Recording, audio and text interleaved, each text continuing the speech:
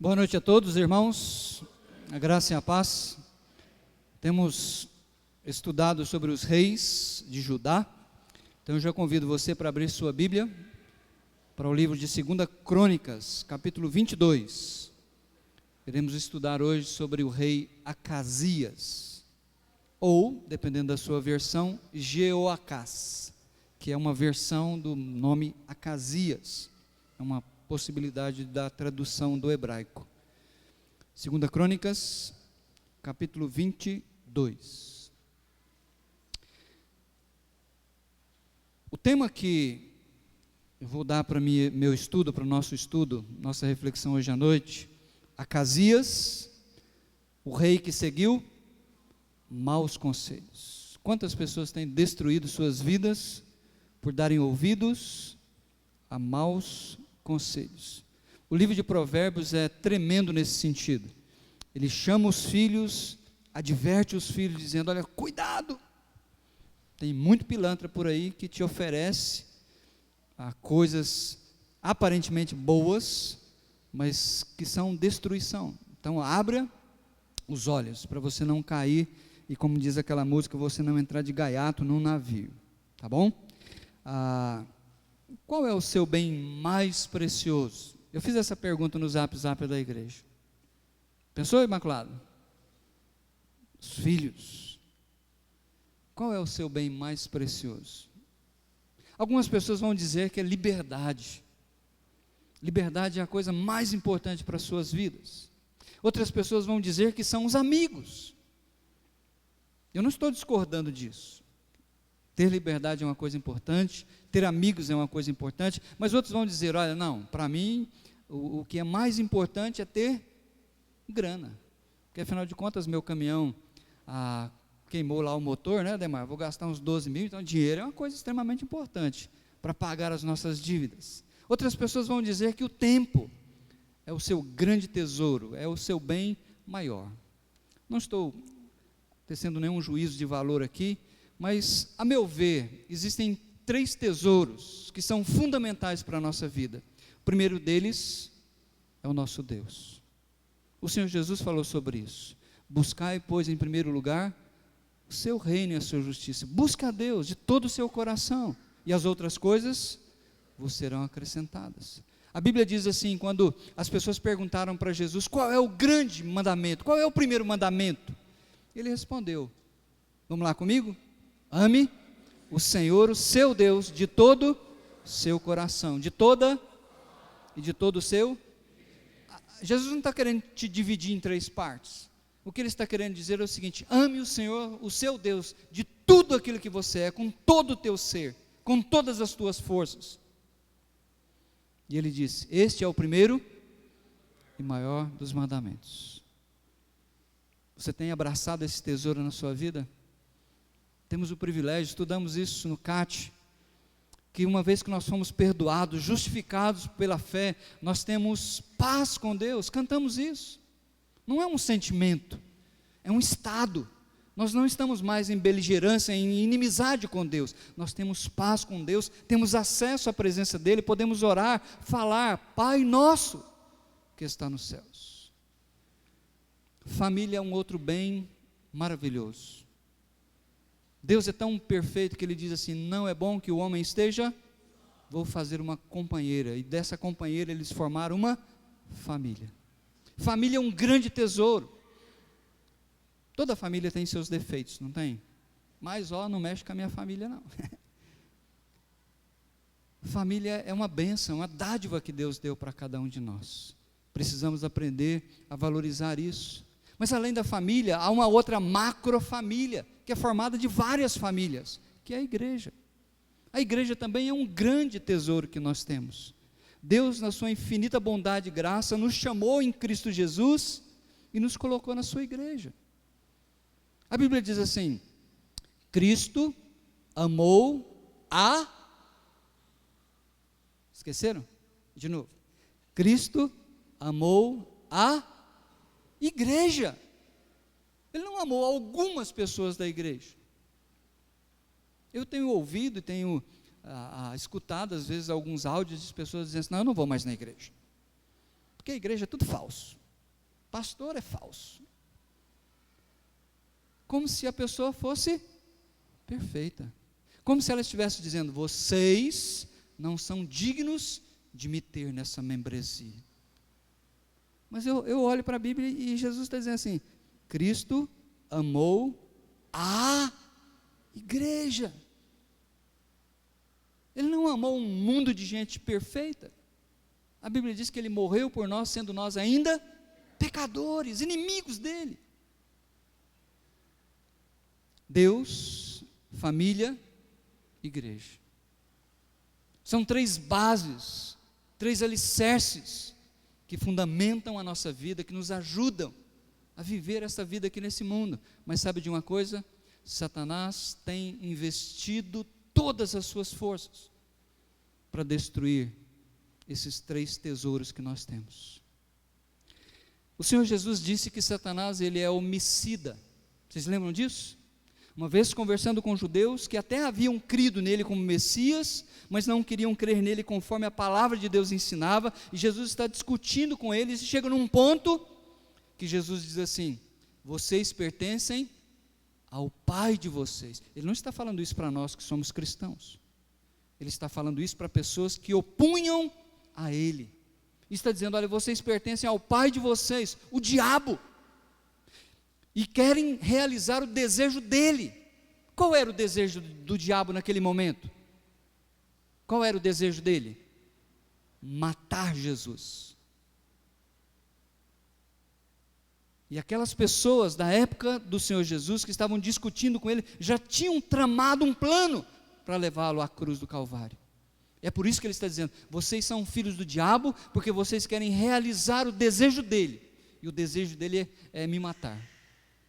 E ele diz: olha, no diabo não se encontra verdade. Onde há mentira, o diabo está lá, porque ele é o pai da mentira. Como que Satanás realiza a sua intenção de assassinar as pessoas? Eu quero dar apenas alguns exemplos rápidos para vocês. Nós já estudamos isso. 2 Crônicas 21:4, você está aberto aí em 22, é só voltar o olhinho ali. No versículo 4, quando Jeorão tornou-se rei de Israel, olha o que ele fez. Logo, Jeorão se fortaleceu no reino de seu pai, e o que ele fez? Matou a espada todos os seus irmãos, e alguns líderes de Israel. O rei Jeorão foi um instrumento nas mãos do diabo, de Satanás, para realizar os desejos dele. Qual é o desejo do diabo? Matar pessoas, destruir vidas. Jeorão destruiu toda a sua família. 2 Crônicas 21:17, nós observamos que líderes de nações têm sido usados pelo diabo. Não estou aqui isentando a culpa dos líderes, mas eles são instrumentos nas mãos do diabo para assassinar pessoas. Olha no versículo 17 comigo, do capítulo 21, diz assim: por causa de Jeorão ter desobedecido a Deus, Deus retirou a sua proteção e vieram nações para atacar Jerusalém. Diz o versículo 17, uma aliança de nações, eles atacaram o reino de Judá, invadiram-no e levaram todos os bens que encontraram no palácio do rei, e também suas mulheres e seus filhos. Só ficou Acasias, o filho mais novo, é o que nós vamos estudar hoje. Capítulo 22, 21. O povo de Jerusalém proclamou Acasias, filho mais novo de Jeorão, rei, em lugar de Jeorão, uma vez que as tropas que tinham vindo com os árabes, mataram todos os outros filhos dele. Assim começou a reinar Acasias, filho de Jeorão, rei de Judá. Veja, Satanás, por meio dos árabes, tentou acabar com toda a descendência de Davi. Por que isso? Pense bem no que Satanás está tentando fazer. Se ele consegue matar os descendentes do rei Davi, ele vai comemorar a vitória, porque Deus prometeu através do rei Davi trazer ao mundo o Messias. E se ele consegue eliminar todos os descendentes de Davi, não tem como. Por que Satanás quer destruir a igreja? Por que que hoje a igreja ela está num nível tão baixo de credibilidade, até mesmo pelos seus membros? Porque existe uma promessa bíblica, uma promessa de Deus, de que o seu filho vai voltar para a sua igreja. E Satanás, lá no seu escritório diabólico, junto com os seus anjos, ele está tentando planos para destruir a igreja do Senhor Jesus, como se ele pudesse, mas ele tenta fazer isso. Eu quero dar alguns exemplos para vocês, como que Satanás é homicida, e como ele mobiliza líderes mundiais para matar pessoas, tentando destruir os judeus, tentando destruir os cristãos. A história nos conta que Hitler matou mais de 40 milhões de pessoas durante a Segunda Guerra Mundial. Só de judeus foram 6 milhões. Stalin, quando ele tentou e conseguiu na Rússia implementar a filosofia comunista oficial, fora aquilo que a gente não sabe, 28 milhões de pessoas foram assassinadas para implantar o comunismo na Rússia. Saddam Hussein, enquanto ele teve liberdade para fazer aquilo que ele queria, ele matou mais de 3 milhões de pessoas no Iraque. Esse livro, chamado O Livro Negro do Comunismo, não foi escrito por pessoas da direita, não foi escrito por pessoas que não gostam do comunismo. Esse livro foi escrito por franceses que são comunistas. E esse livro traz estatísticas estarrecedoras do que o comunismo fez no mundo, matando pessoas. Eu trouxe só 2 dados, de 2 pessoas que são tão veneradas no nosso Brasil: Fidel Castro e Che Guevara, para implantar o comunismo em Cuba. Fidel Castro fuzilou nada mais, nada menos do que 14 mil cubanos, que não queriam aquele comunismo. Foram repórteres, foram estudantes, foram jornalistas, foram médicos, pessoas comuns. Che Guevara, que é tão adorado por tantas pessoas, ele foi um criminoso. Esse livro fala que ele escreveu para sua mãe, para o seu pai, dizendo do prazer que ele tinha de matar pessoas, mas não em combate. Ele era um covarde. Ele matava pessoas que estavam amarradas, vendadas, e esse livro diz que ele matou mais ou menos 2.000 pessoas fuziladas. Acasias, ele foi proclamado rei de Judá. Olha comigo, eu quero fazer a leitura de todo o capítulo, são 9 versículos, bem rápido. O povo de Jerusalém proclamou Acasias, filho mais novo de Jeorão, rei em seu lugar. Uma vez que as tropas que tinham vindo com os árabes mataram todos os outros filhos dele. Assim, começou a reinar Acasias, filho de Jeorão, rei de Judá. Acasias tinha 22 anos de idade quando começou a reinar, e reinou 1 ano em Jerusalém. O nome de sua mãe era Atália, ou Atalia, neta de Onri. Onri, ele era um general de exército que deu um golpe de estado em Jeroboão, nos filhos dele, e tomou posse do reino do norte. Ele é o pai de Acabe, que é casado com Jezabel, que implantou no reino do norte um culto a Baal, uma divindade pagã, e desviou todo o povo de Deus do norte. Agora, porque Jeorão deu o seu filho em casamento a Acasias, a Atalia, que é filha de Acabe, essa mulher vai influenciar a vida do seu filho para implantar em Judá um culto a essa divindade chamada Baal. Versículo 3: ele, Acasias, também andou nos caminhos da família de Acabe, pois sua mãe lhe dava maus conselhos. Ele fez o que o Senhor reprova, como os membros da família de Acabe haviam feito, pois depois da morte de seu pai, eles, os tios, filhos de Acabe, se tornaram seus conselheiros para a sua ruína. Ele também seguiu o conselho deles, dos seus tios, quando se aliou a Jorão, que é filho de Acabe, rei de Israel, e saiu à guerra contra Hazael, rei da Síria, em Ramote de Gileade. Jorão, naquela batalha, foi ferido e voltou a Jezreel para recuperar-se dos seus ferimentos de Ramote. na batalha contra Azael, rei da Síria. Depois de um tempo, Acasias, rei de Judá, foi a Jezreel visitar Jorão, que se recuperava de seus ferimentos. Por meio dessa visita, Deus provocou a queda de Acasias. Quando ele chegou, saiu com Jorão ao encontro de Jeú, filho de Ninzi, a quem o Senhor havia ungido para destruir a família de Acabe. Quando Jeú estava executando juízo sobre a família de Acabe, encontrou os líderes de Judá e os filhos dos parentes de Acasias, que o serviam, e os matou. Saiu então em busca de Acasias, e seus soldados o capturaram em Samaria, onde estava escondido. Levado a Jeú, Acasias foi morto, mas não lhe negaram sepultura, pois disseram: ele era neto de Josafá, que buscou o Senhor de todo o coração. Assim, a família de Acasias não tinha mais ninguém que pudesse ser rei.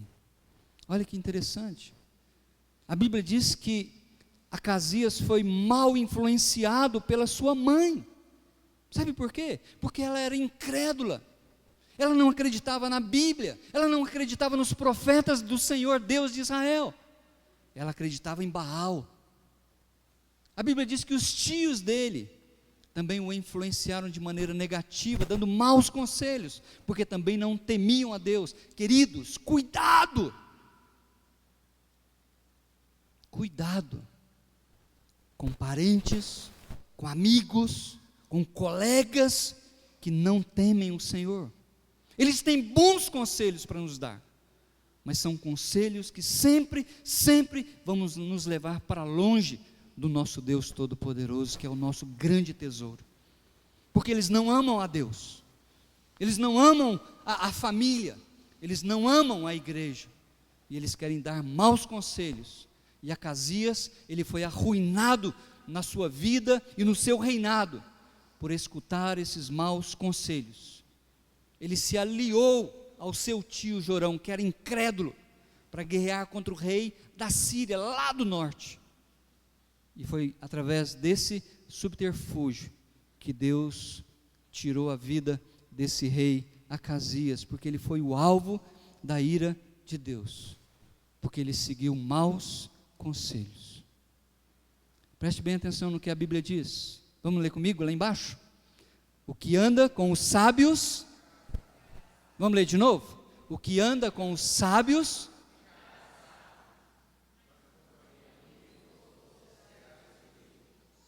o que a Bíblia está dizendo?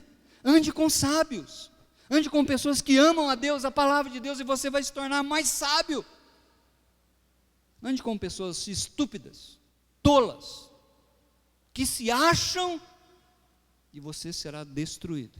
Foi isso que aconteceu com o rei Acasias. 1 ano de governo.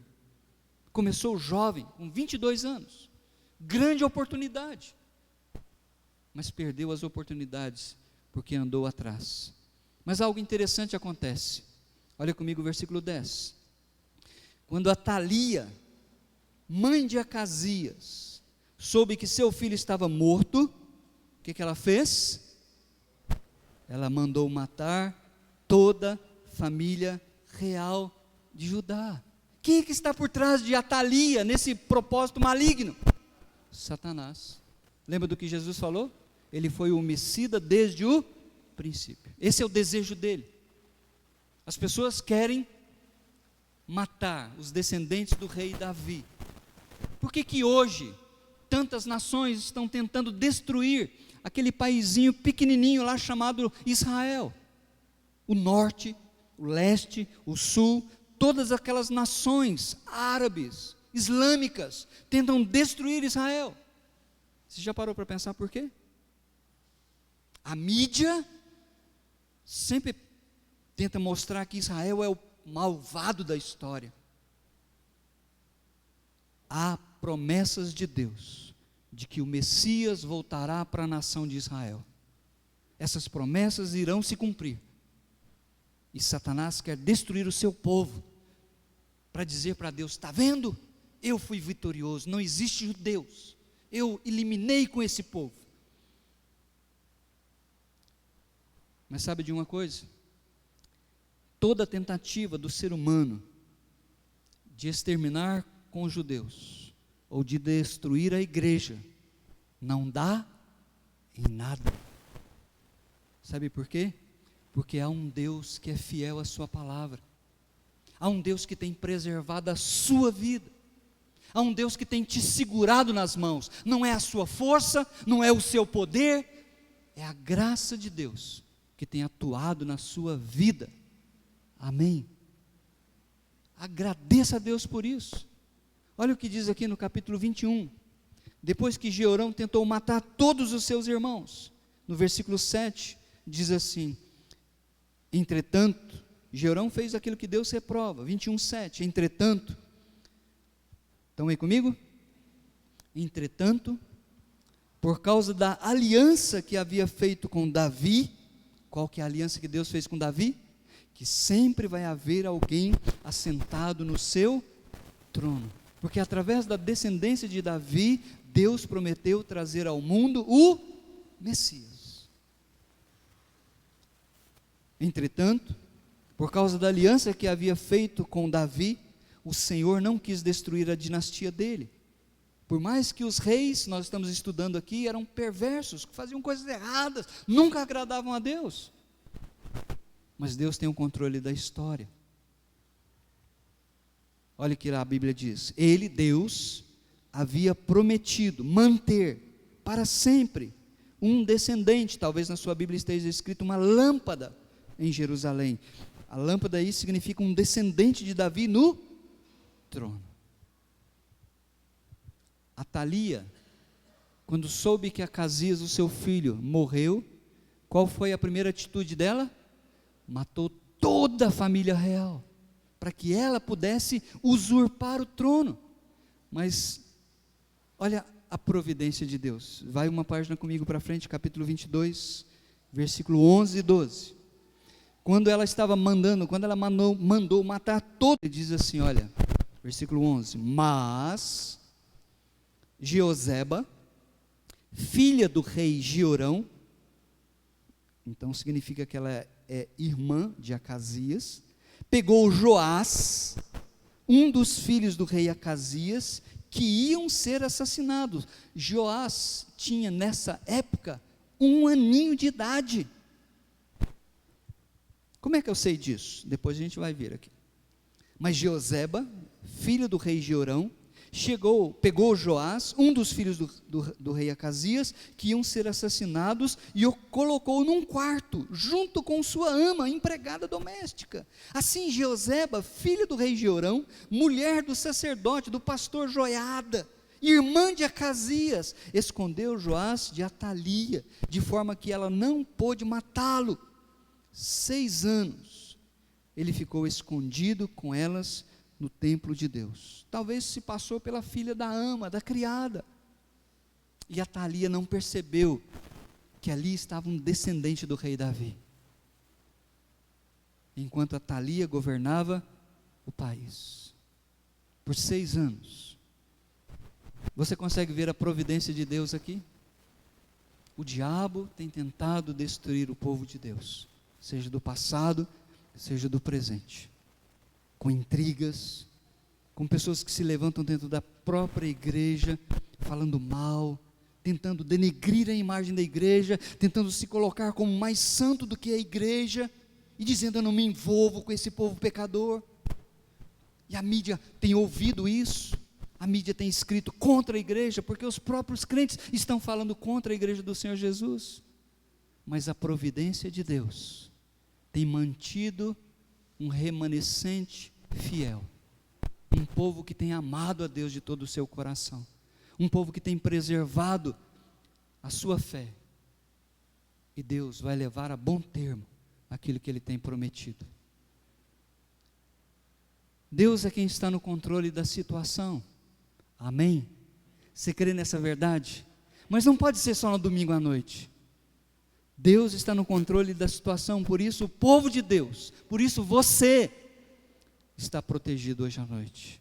Olha que promessa maravilhosa que Ele fez: aquele que começou uma boa obra em você, Ele te abandonou, É isso que a Bíblia diz? Não. Aquele que começou boa obra em você, o que ele vai fazer? Ele vai completar. Ele está fazendo isso hoje. Ele vai completar até a volta do Senhor Jesus. É uma promessa. É por isso que o diabo quer destruir a igreja. Tipo assim, para dizer para Deus, está vendo? O Senhor falhou e eu venci. Mas ele é diabo, ele é derrotado. E por mais que ele vai tentar, a vitória será do nosso Senhor e Salvador Jesus Cristo. Um dia nós iremos vê-lo, como Jimmy na semana passada. Lembra aquele menino que foi espalhado pela guerra? E no final, num campo de concentração, ele pôde ver a sua mamãe, ele pôde tocar, e ele pôde abraçá-la. Um dia nós faremos isso. Nós veremos o nosso Deus e Salvador Jesus Cristo. O salmista, ele exaltou a Deus, porque ele olhou para a história, e ele viu todas as libertações de Deus, quando as nações tentaram destruir Israel. E eu quero ler esse texto com vocês, vamos lá, comigo, todos juntos. Olha o que o salmista está exaltando a Deus por tantos livramentos. Vamos comigo? Se o Senhor não estivesse do nosso lado, que Israel repita, se o Senhor não estivesse do nosso lado, quando os inimigos nos atacaram, eles já nos teriam engolidos vivos, quando se enfureceram contra nós. Aí ele usa uma figura de linguagem. Ele vai descrever essas invasões, essas tentativas dos inimigos de destruir Israel, como uma enchente, como um dilúvio que vai arrastando tudo e matando tudo que está à frente. Ele diz assim: as águas nos teriam arrastado e as torrentes nos teriam afogado. Sim, as águas violentas nos teriam afogado.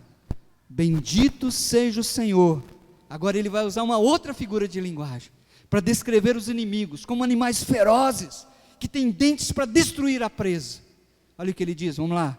Bendito seja o Senhor, que não nos entregou para sermos dilacerados pelos dentes deles. Como um pássaro, escapamos da armadilha do caçador. A armadilha foi quebrada e nós escapamos. O nosso socorro está no nome do Senhor, que fez os céus e a terra. Agora vamos trazer isso para nós? Vamos ler de novo? Se o Senhor não estivesse ao lado da Iei Tubalina, que os irmãos o repitam, se o Senhor não estivesse do nosso lado, quando os inimigos nos atacaram, eles já nos teriam engolido vivos.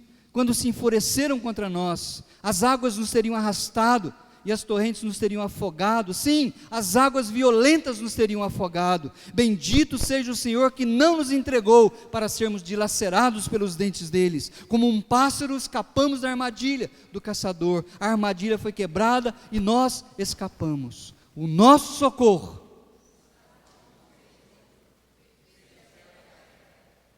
Amém por isso. Deus tem preservado a igreja dos irmãos. Ao longo de todos esses anos, a igreja dos irmãos tem sido preservada pela providência de Deus.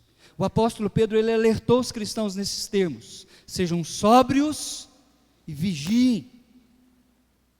O diabo, quem é o inimigo de vocês? O pastor. Quem é o inimigo de vocês? O João. Quem é o inimigo de vocês? A igreja. Não é isso que a Bíblia ensina. A Bíblia ensina que o inimigo dos cristãos é o diabo, aquele que Jesus falou que é homicida e quer destruir a família, quer destruir a igreja, quer destruir o seu relacionamento com Deus. O diabo, o inimigo de vocês, anda como? Fazendo o quê? Rugindo e procurando a quem possa devorar. Você já viu na Discovery Channel, quando passa aqueles programas em que os animais estão caçando sua presa? Você já viu um leão caçar? Nós vivemos num mundo, meus queridos, que é uma batalha espiritual. Aqui não é um playground. Esse mundo não é um lugar de diversão. Esse mundo é um lugar dominado pelo diabo, e o diabo é homicida, e ele quer destruir a sua família, ele quer destruir a sua igreja, ele quer destruir o seu relacionamento com Deus. O diabo, o inimigo de vocês, anda ao redor como? Ele está usando uma figura de linguagem. Se você já viu um leão caçando, ele é paciente. Ele vem, aí ele se assenta. E ele fica olhando a manada de búfalos. Ele fica olhando as gazelas. Sabe de uma coisa importante? Ele não ataca um animal forte. Ele não ataca os animais quando eles estão em grupo. Ele é paciente. Ele fica observando. De repente ele vê uma gazela deixando o grupo. Ele já levanta o seu focinho. A minha presa. Ele é predador. O leão, ele não caça, ele não vai em cima da gazela para brincar com ela. Ele não caça porque ele gosta desse esporte. Ele é predador, ele caça porque ele quer sangue, ele quer matar.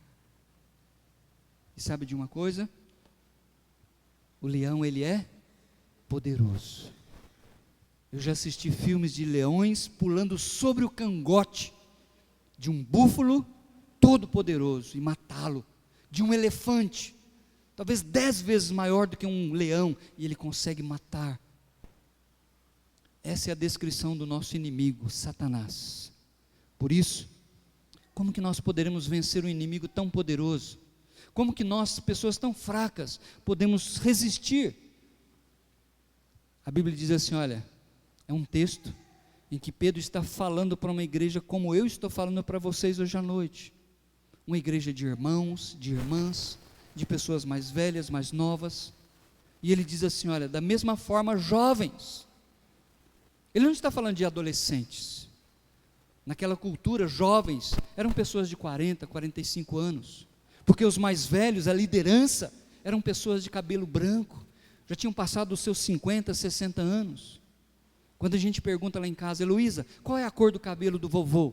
Ela põe a mão na minha cabeça e fala, branco, vovô, e a barba também. Então, quando Pedro está dizendo, olha, da mesma forma, jovens, sujeitem-se aos mais velhos, sejam todos humildes uns para com os outros, porque Deus se opõe aos orgulhosos, mas concede graça aos humildes. Portanto, humilhem-se debaixo da poderosa mão de Deus, para que Ele os exalte no tempo devido. Lancem sobre Ele toda a sua ansiedade, porque Ele tem cuidado de vocês. Pedro está dando 3 ordens para a igreja. Você percebeu quais são as 3 ordens? A primeira, sejam todos uns com os outros. Ele vai dar 2 razões, porque você precisa aprender humildade na igreja. Segunda ordem dele, sejam todos humildes debaixo da poderosa mão de Deus. Ele vai dar uma razão. E a terceira ordem é, lancem sobre esse Deus Todo-Poderoso as suas ansiedades. Sabe o que significa na língua original essa ideia de ansiedade?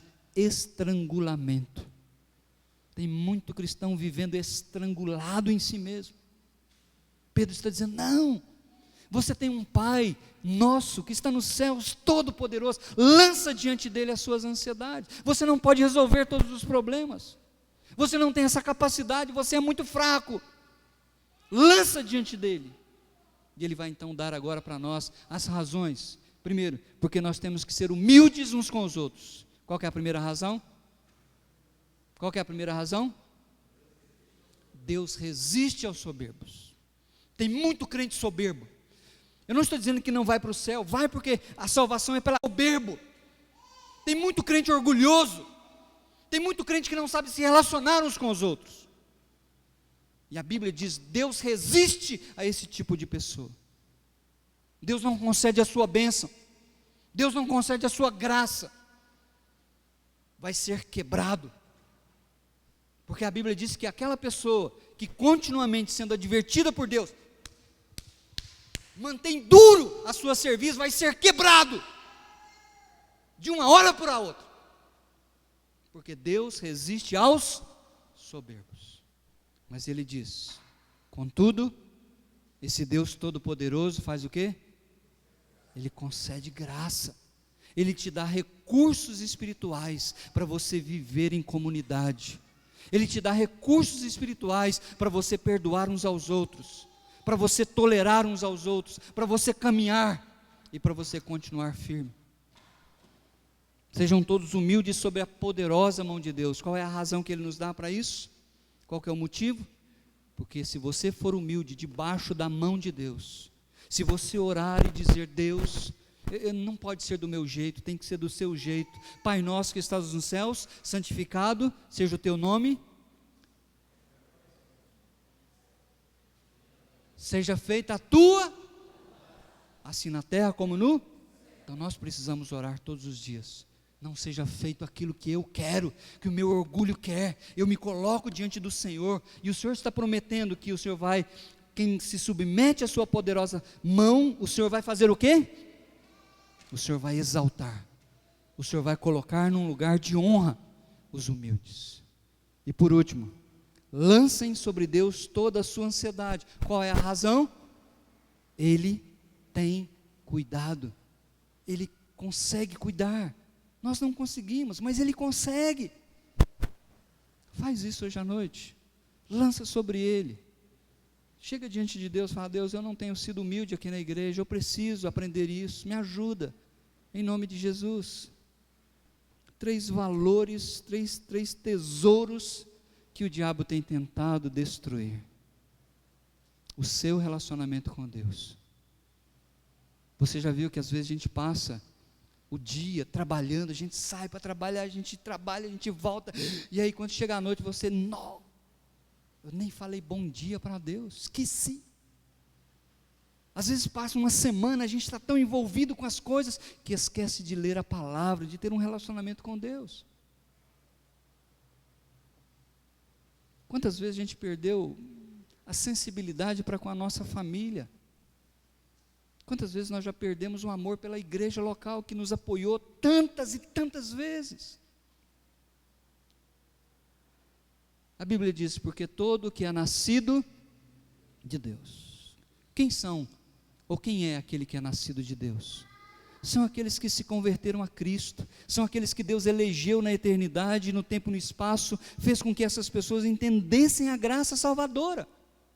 E hoje eles podem dizer: Deus é o meu Deus salvador em Cristo Jesus. Porque todo que é nascido de Deus vence o mundo. E esta é a vitória que vence o mundo.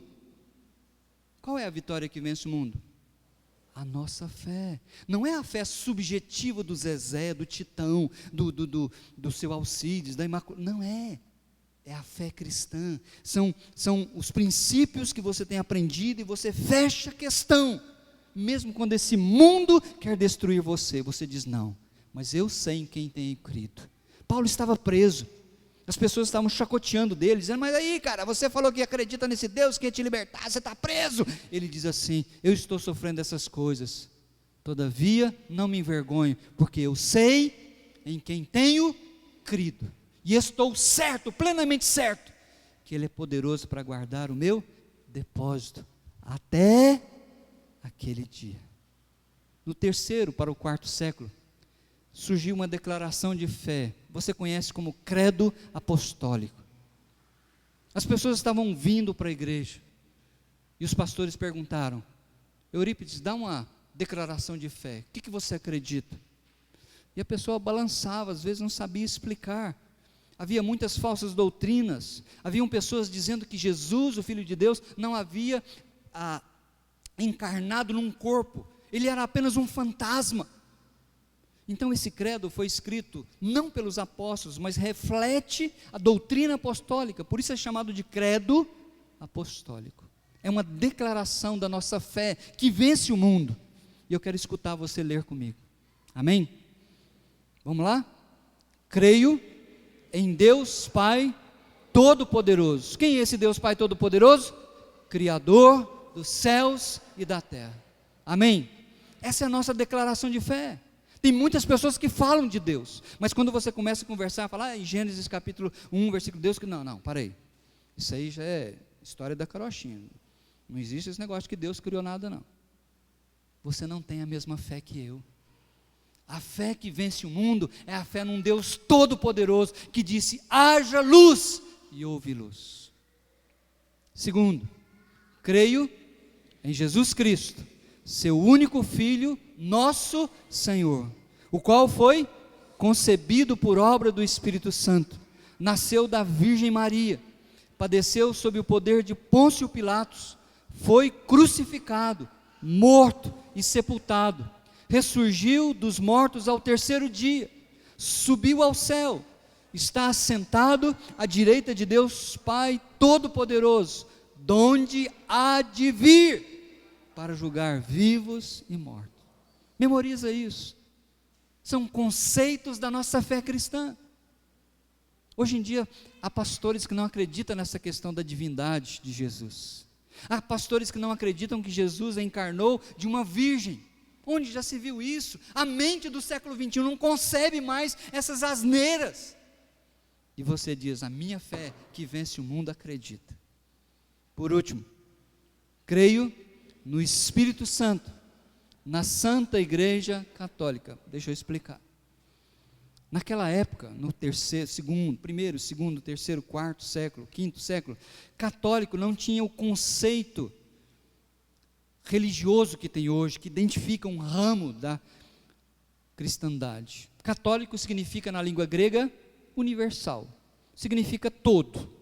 Então, quando eles disseram, cremos na Igreja Católica, significa que a igreja era uma só, independente de onde ela estava geograficamente, na Europa, na Ásia, no Egito, no Oriente Médio, onde houvesse um cristão, fazia parte da mesma igreja, e nós acreditamos nisso hoje também. Vamos ler lá no início comigo. Creio no Espírito Santo, na Santa Igreja Católica ou Universal, na comunhão dos... Repete isso para mim. Você crê nessa verdade? Cremos na comunhão dos... Então eu não posso me afastar da igreja e dizer que eu não posso conviver com a igreja, porque é uma igreja cheia de hipócritas, que tem um pastor hipócrita. Porque na fé cristã, nós cremos na comunhão dos santos, porque o sangue de Jesus nos purifica de todo o pecado. E assim então nós temos comunhão uns com os outros. Cremos na remissão dos pecados, na ressurreição do corpo, na vida eterna. Amém. Meus queridos, vamos nos juntar para terminar esse culto. Vamos orar pelos nossos tesouros. A gente poderia reunir como famílias. Reúna com a sua família. Se você está sozinho, Eurípides, você vai procurar alguém para reunir junto. Mas nós vamos reunir como famílias hoje à noite aqui, para terminar esse culto. Você que é visitante, está com a sua família, pode orar, alguém da igreja pode chegar junto com você também. Nós vamos orar pela nossa vida com Deus, porque o diabo quer destruir você. Ele quer levar você para longe de Deus. E você vai clamar a Deus hoje à noite. Fala: Deus, não deixa que o diabo imponha na minha vida pecados, coisas que eu estou fechando os meus olhos, mas isso vai me levar para a ruína. Me ajuda a ter comunhão com o Senhor hoje à noite, em nome de Jesus. Vamos orar pela nossa família, que é um tesouro inestimável. A nossa família não deixa a gente na mão, não é verdade? A gente pode brigar, ficar de mal, mas quando um telefone toca e diz assim: fulano está doente, quando você vê, está todo mundo na sua casa, está todo mundo ligando e dizendo: eu quero te ajudar. Família é isso. Vamos orar pela nossa igreja. Eu, como pastor, quase desde o início dessa igreja, tenho visto tantas pessoas, às vezes dentro da nossa própria igreja, que levantam daqui para falar mal dessa igreja, essa igreja que tem abençoado tantas pessoas. Não é uma igreja perfeita, o pastor dessa igreja nunca foi perfeito e nunca pregou isso. Nós precisamos orar uns pelos outros, para que Deus nos abençoe e nos proteja, e faça de nós um remanescente fiel, que aguarda a vinda do nosso Senhor e Salvador Jesus Cristo. Vamos fazer uma bagunça santa, reúna, pode ser de 2, de 3, reúna as famílias, e vamos gastar alguns minutos orando uns pelos outros, orando pela nossa família, pedindo a proteção de Deus, orando pela nossa igreja. Vamos lá.